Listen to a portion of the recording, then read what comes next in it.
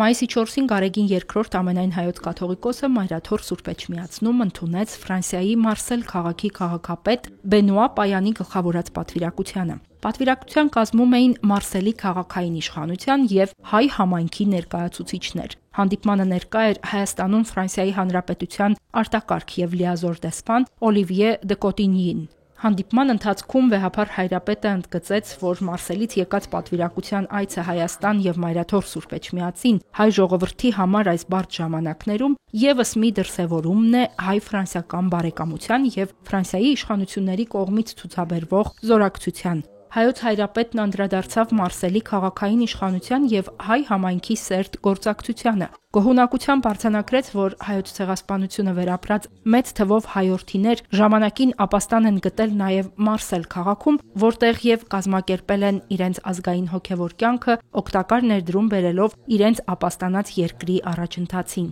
Իր հերթին Մարսելի քաղաքապետ Բենուա Պայանը շնորհակալություն հայտնելով Նորին Սրբությանը ընդունելության համար անդրադարձավ հայ-ֆրանսիական պատմական առնչակցություններին, կարևորեց տեղի հայ համայնքի եւ ազգային կազմակերպությունների ներդրումն ու շարունակական ներգրավվածությունը քաղաքի զարգացման գործում։ Քաղաքապետ Պայանը նաեւ հավաստիացրեց հայոց հովվապետին, որ անհրաժեշտ ջանքերը կգործադրվեն հայ ժողովրդի առջև ծառացած մարտահրավերների հաղթահարման ուղղությամբ։